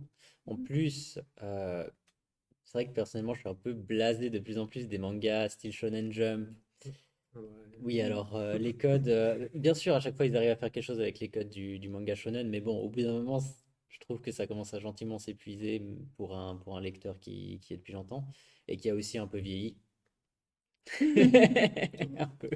Mais oui, c'est vrai que je suis attiré vers des choses un peu plus seinen, justement, Mhm. des choses un peu plus compliquées. Après, là, c'est vrai que ça a l'air dense, hein, quand même, ce que vous me dites. Ouais, bah, Mhm. enfin, ce qui m'a intéressé surtout, c'est la manière dont l'évolution des personnages était racontée. Mhm. Parce que, enfin, ce que j'ai observé en tout cas, c'est que pendant 2 ou 3 épisodes, on te traîne dans une histoire où tu essayes de prendre des notes pour suivre ce qui se passe. Et après, tu as un épisode où on te montre un peu plus les conséquences et tu vois un peu un retour aussi, comment les personnages, leur vision de ce qui s'est passé va changer. Mhm. Du coup, c'est comme ça que tu vois leur évolution. Et au travers de cette évolution, il y a des choses immuables qui les définissent, qui ressortent. Tu vois. Mhm. Alors que dans les shonen, on a, enfin, ceux que je connais, plus une Mhm. notion de Rite, montée en rite puissance. initiatique, quelque part, souvent. Ouais, ouais. Le fameux qui ressort très souvent. Mhm. Là, je pense qu'on est un peu dans autre chose. Le héros, il doit déjà pas être un adolescent collégien. Ah non. Non. Non, Bon, vous il avez. se fait mener en bateau quand même, pareil, hein. Mhm. Mhm. Oui. Spoiler. Puis il y a ouais, c'est cet aspect, encore une fois, où vous avez dit que c'est en pleine guerre, et lui, il collectionne des choses fragiles, donc enfin, pour moi, des tasses, quoi. Oui. Ah, des petits De la pots de porcelaine, thé, pratiquement. Ouais. des petites jarres, jarres, oui, des jarres à thé, Le thé matcha. Mhm. les petites baguettes pour Je crois que le thé d'ailleurs. le premier épisode, le titre, c'est genre, justement, c'est Tu mourrais pour une théière, hein. Ouais. Et en fait, je trouve que ça résume parfaitement tout l'animé, en fait. C'est Mhm. vraiment ça, c'est des guerres intestines, et c'était un peu de la peine à y croire, mais vraiment, le fait de posséder telle théière ou machin, ça te met dans une position de hiérarchie supérieure. C'est comme dans la chanson de Castello Oui. Lopez, je possède des thunes, du coup, j'achète des choses, et je suis content, et je montre Non, oui, c'est vrai qu'il y a cette notion de possession Voilà. qui. J'arrive jamais à savoir si. Attention, là, on va commencer à glisser dans les défauts de l'animé. Attention, les Parce que c'est vrai qu'il y a une grosse emphase sur ces œuvres d'art qui ont le droit même chacune à leur petite modèle 3D en CGI magnifique. Vous allez voir. Euh, euh, comment dire? Je sais que c'est parce que le personnage est extrêmement matérialiste, mais j'arrive jamais à savoir si c'est vraiment, comment dire, aussi. Non, ça doit être probablement extrêmement romancé quand même que, du coup, genre, il soit autant, comment dire, que vraiment tout orbite autour de ces histoires de théière, ou genre avoir cette théière égale tu es Dieu ou pas, et Mhm. Et les 3 c'est. boîtes à thé. Ouais, Oui. ouais. Je sais pas non plus si c'était juste. C'est- Ouais. Mhm. Je suis largué. En gros, t'as un moment 3 boîtes à thé et on te présente que si tu les possèdes, tu vois, tu seras le maître du Japon Ah oui, au-dessus c'est de comme Exodia, l'empereur. quoi. C'est. Sauf que c'est des boîtes à thé, c'est ça, et du coup, moi, j'avais pas compris si c'était littéral, si c'était une métaphore, mais apparemment, c'est un peu entre les deux, en vrai. Oui, et Mhm. du coup, c'est. Mhm. C'est étrange, en fait. Comment dire, disons que dans un truc historique, ça fait un peu bizarre quand même qu'il y ait genre vraiment. Je trouve qu'il y a ouais, des grosses parties, enfin des grosses parties. Disons des parties longues, même si elles durent genre 1 ou 2 minutes, max. Quand Mhm. même, ça reste des parties quand même assez longues où il s'extasie et décrit les petits bols, genre waouh, la peinture est incroyable, tout ça, alors que c'est juste un bol carré noir. Enfin, je sais que c'est du coup un peu historique et qu'il y a plus une notion de genre. Comment dire, comment dire, disons que ça fait découvrir un peu le raffinement japonais qui est quand même très précis et à l'époque du coup assez poussé. Comme tu dis, ben, à la fin de l'épisode, on a tendance à Wikipédier, j'ai Wikipédié, et justement, Soseki, le maître du thé, du héros, ben, il a vraiment existé, c'était vraiment un vrai grand man du thé, et justement c'était le précurseur du wasabi, c'est ça? Wabi Sabi. Voilà, c'est la philosophie qui dit que les choses qui sont pas parfaites, c'est pas très grave, la simplicité c'est bien, enfin vraiment, nous, quand tu dis Japon et quand on dit temple japonais ou auberge japonaise, c'est l'image que tu as, c'est le truc épuré, minimaliste, etc. Et vraiment, bah là, lui, c'était vraiment le précurseur de tout ça. Et bah, c'est pour ça que justement, il y a des scènes hyper longues, comme tu dis, sur un simple bol noir, et t'es là, ouais. Mais sauf qu'avant, et justement, bah, c'est un peu non seulement des batailles de guerriers, c'est aussi des batailles idéologiques, des batailles d'idéalisme. Genre entre moi, je veux des choses super dorées, et puis je montre mon argent. Et le contraire, moi, je veux des choses simples, je veux que le peuple soit raffiné. Enfin, c'est aussi intéressant pour ça, quoi. Il y a des bastons d'idéologie et d'esthétisme. Ok. Ah, bah, ça m'intéresse. Ouais. Ça t'intéresse? Eh ben, il faut avoir beaucoup de patience. Arme-toi de beaucoup de patience. Il y a 39 épisodes, et c'est... Ils font 25 minutes. Voilà. 2 minutes de plus que les animés standards. Et ça se ressent. Voilà. Non, c'est dense, mais franchement, ça vaut la peine. Ouais, Je pense que ça vaut la peine de jeter un œil. Ok. Il faut le prendre avec vraiment. Il faut prendre son temps. Mhm. Tout comme les cérémonies d'été, trop long.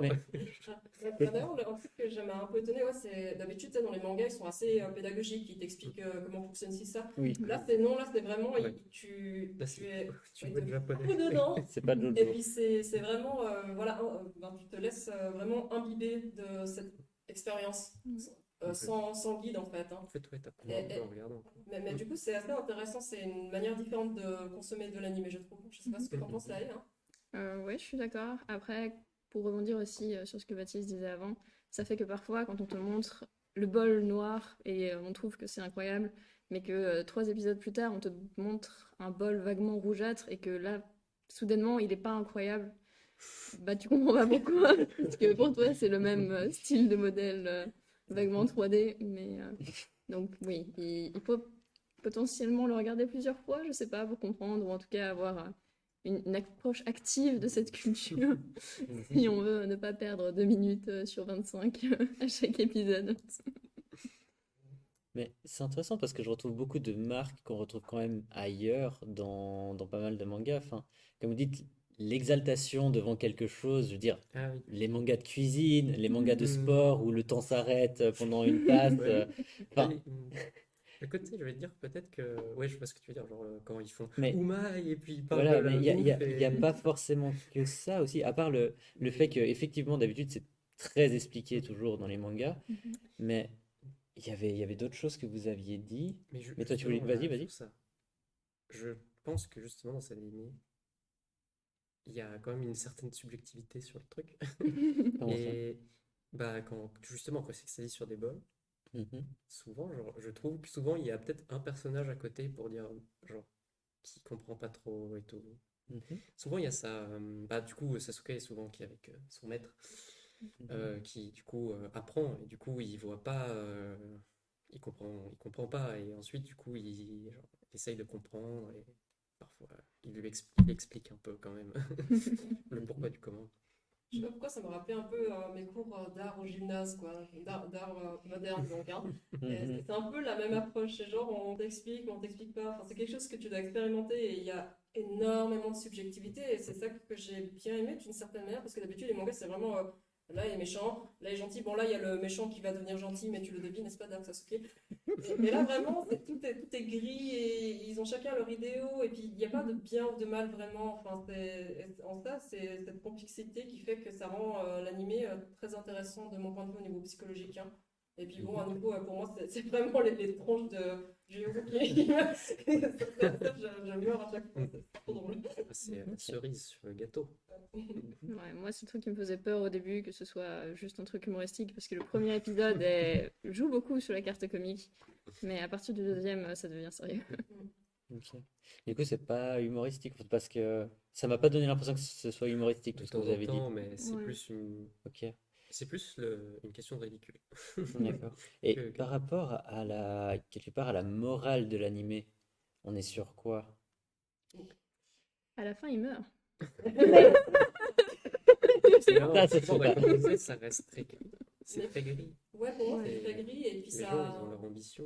Ouais, puis le manga, il essaye pas de te mettre genre, voilà, les balles noires, c'est trop bien, et puis ça, c'est les méchants. C'est vraiment tout gris, et c'est toi-même, tu es acteur toi-même, et t'es pas passif à te dire, voilà, je pense que le manga dit que les balles noires, c'est trop bien, donc voilà. C'est vraiment chaque fois de la subjectivité aussi pour celui qui regarde, en fait.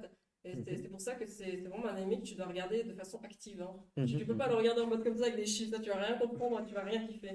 Mais Ok, si tu te mets un petit peu dans la peau de chercher des informations, de lire des choses, là, ça t'ouvre, comme tu dis, des rabbit holes, et tu en sors pas de tout week-end, mais c'est tellement intéressant, hein. Donc pour les personnes, je pense que c'est vraiment celles qui aiment un peu l'historique, la culture japonaise profonde, ou même les questions philosophiques par rapport à qu'est-ce que c'est l'art, qu'est-ce que c'est de posséder des thunes.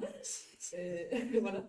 Et pour ça, pour ce genre de personnes, je pense que c'est un manga qui devrait, un animé qui devrait beaucoup leur plaire, mais pour les autres qui sont plus, typiquement, j'aime les shonen parce que justement, on voit bien la ligne claire, c'est peut-être pas conseillé, je dirais. Qu'est-ce que vous en pensez? Ah non, ouais, ouais. Faut, faut faut s'accrocher. Ouais. C'est vrai que c'est très peu conventionnel. Et comme je disais avant, c'est très, très unique. Et puis, avoir ce support historique aussi fait qu'il n'y a pas vraiment de morale. Enfin, Mhm. l'histoire n'est pas morale, sauf quand tu mets une jolie romance dessus pour que ça passe bien au cinéma. Oui, ça, Donc, c'est vrai que c'est une bonne chose que ça n'ait pas été fait, justement. c'est ça. Mhm. Et par rapport à ce que vous disiez avant, le matérialisme Mhm. ambiant Ah dans oui. l'œuvre. Non, j'arrête de vous Non, poser des mais- questions hein, si, non, Non, si on mais n'a pas vas-y, assez de temps. Mais... on a le droit de ne pas répondre si on n'aime pas ta question. Non, je pense que ça a l'air d'être un sujet très important quand même. Enfin, Mhm. parce que pour moi, c'était ça justement par rapport à la morale. On a quand même un matérialisme qui s'oppose à ce que vous disiez avant, un certain minimalisme qui était présent avant de cette arrivée. Ouais, c'est un peu la dualité. Je trouve que c'est la dualité du personnage principal qui veut apprendre le thé, donc, les philosophies, tout ça. Et qui veut être seigneur donc avoir un maximum de tunas, tout ça, tout ça. Mhm, mhm. Voilà. Ok. Donc c'est plus par là. Mais c'est juste qu'en fait, disons que j'y reviens, mais le fait de vraiment se concentrer sur les pièces et tout. Ça donne vraiment ce côté, ouais, genre, what the fuck, les Japonais à l'époque, ils pensent qu'à ça, qu'avoir des petits bols, quoi. C'est très bien. Mais je trouve que c'est intéressant, justement. Moi, j'ai un petit peu étudié l'histoire de la mode aussi. Et pareil, il y a beaucoup de gens qui disent, ouais, mais c'est dingue, il y a des gens qui ont eu des guerres pour choper des épices, pour choper de la soie et tout. Mais là, c'est un peu pareil. Là, ils se tapent dessus pour des petits bols. Et finalement, on voit que c'est les grands qui tirent vraiment tout le monde dans la guerre, alors que le petit peuple, lui, il veut juste vivre tranquille et tout. Et donc, ça, c'est assez intéressant de voir deux mondes un peu opposés. Et pareil, quoi, quand tu fais fabriquer un bol de terre cuite, c'est celui qui a foutu l'argent qui a toute la gloire. Alors que les artisans sont, à peine tu vois son nom sur le bol, après ça a changé. Mais pour ça, c'est intéressant aussi, ça remet vraiment le contexte historique. Qu'est-ce que c'est les œuvres d'art? Pourquoi est-ce qu'on faisait du commerce à travers le monde? Enfin, pour ça, j'ai trouvé cool, parce que c'est pas quelque chose qu'on voit souvent, d'après moi. Moi, je pense. On a plutôt bien fait le tour, j'ai l'impression. Ah, j'ai plus de questions en tout cas. D'accord. Question? Yes. Du coup, moi, j'ai une seule question. On Est-ce est que connecté. tu penses que tu essaierais quand même de le regarder? Et puis, vous aussi, dites-nous dans le chat si ça vous a donné envie. Oui. Ouais, n'hésitez pas à le dire dans le chat parce que moi là, Lui, il je sait suis que seul. s'il dit non, Non, on mais l'attache à une chaise. en vrai, donc, le problème c'est que. On l'a très Alors, bien. je suis seul au front là. Hein. Bah, c'est simple, c'est en 3 lettres. O-U-I. Ah non, je peux pas répondre en 3 lettres. Je peux pas répondre en 3 lettres, justement. Ah là. Ça serait mal me connaître déjà. Et en fait, ce qui se passe, c'est que c'est assez convaincant. Mais j'ai posé pas mal de questions, hein. J'ai vraiment essayé de faire le tour. Et j'ai l'impression que certains autres seinen pourraient m'apporter plus, en fait, quelque part. J'ai l'impression que celui-là, Ah, bien sûr. c'est quelque chose. Ok, c'est assez profond. Ça peut m'apporter quelque chose, mais j'ai l'impression que j'ai d'abord encore d'autres choses à découvrir avant peut-être d'aller sur quelque chose d'aussi perché. C'est sûr que c'est pointu. Et si tu lis des seinen pour avoir un regard sur des questions de société plus actuelles, etc., commence pas par celui-là. Parce que, enfin, voilà. Tu poses des questions. il y a 400 ans. Par contre, ouais, si vous êtes fan de l'ère Sengoku et tout, et que vous êtes fan d'histoire, apparemment, enfin, j'ai Ah vu oui. plusieurs commentaires sur internet de fans d'histoire hardcore du Japon féodal, et eux, ils ont vraiment beaucoup aimé la série. Ils ont aimé les twists de justement de faits historiques et puis d'extrapoler en romançant la chose, et puis toute la progression des différents personnages, que ce soit au niveau guerrier ou au niveau d'esthétique du thé. Apparemment, si vous êtes fan hardcore, ça vaut la peine de le regarder. Et puis moi je le regarde parce que c'est drôle. C'est terrible. C'est bien. Et en parlant de chat, du coup, là, on vous a posé la question si vous avez envie de le regarder. Apparemment, vous êtes 100% à vous répondre oui. 100%. Il n'y a pas une personne qui répond. Je pense que ça doit être ça. Je pense qu'il y a Mais 100% d'une personne veut le Ouais, regarder. je sais qui tu es. Voilà. Je sais pas. En fait, c'était Dark Sasuke qui l'a mis. Ah. Il n'osait pas, en vrai, il n'osait pas. Il assume pas, ce gars, il assume pas. Ça me fait- Et- Ah là là là là. Mais voilà. Mais en tout cas, merci beaucoup à vous d'être venu. Merci pour l'invitation. C'est ça. Merci beaucoup. Est-ce que, Baptiste, peut-être tu peux nous parler de la prochaine projection pendant qu'on y est alors? Alors, la prochaine projection. Pas en avant-première, mais en exclusivité pour la Suisse. Du coup, si vous habitez en France, vous l'avez peut-être déjà vu. José, le tigre et les poissons. C'est un très bon film. Je vais rien dire dessus parce que on parle depuis un peu longtemps. Et du coup, c'est pas la semaine prochaine, mais la semaine encore après, mercredi soir, à 19h, à l'auditoire CO1. Il est grand, il est bien, super écran. Et ça va être top. Il y aura peut-être de la bouffe, promis. Je vais essayer. Merci beaucoup d'avoir suivi cette 4e édition maudite. On se retrouve l'année prochaine, en 2022, pour la suite de PJTV, parce que là, on a besoin de travailler pour la BAM et surtout. Surtout pour Japan Impact. Ouh, Ouais, ça va être fantastique. Ça fait 2 ans qu'on n'a plus pu le faire là. Là, on est on est chaud patate. chaud hein. patate. Voilà. Cette année, on vous réserve un festival fantastique. Surtout, venez. On espère vraiment que ce sera en présentiel, hein, Ouais, comme et au bon vieux temps. on vous rappelle à nouveau les dates si vous avez voulu, le 19 et 20 février. Ok, notez ça dans vos agendas, tous et toutes.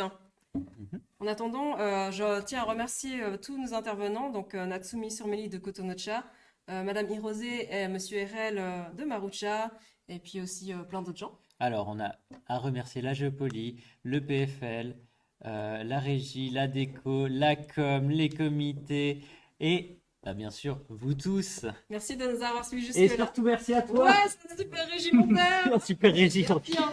On n'aurait rien fait. Voilà. Merci beaucoup. Hein. Bon, à tout bientôt. Retrouvez-nous en rediffusion sur notre chaîne YouTube Japan Impact officiel. Hein. En attendant, on vous dit, prenez soin de vous. Ciao. Bye.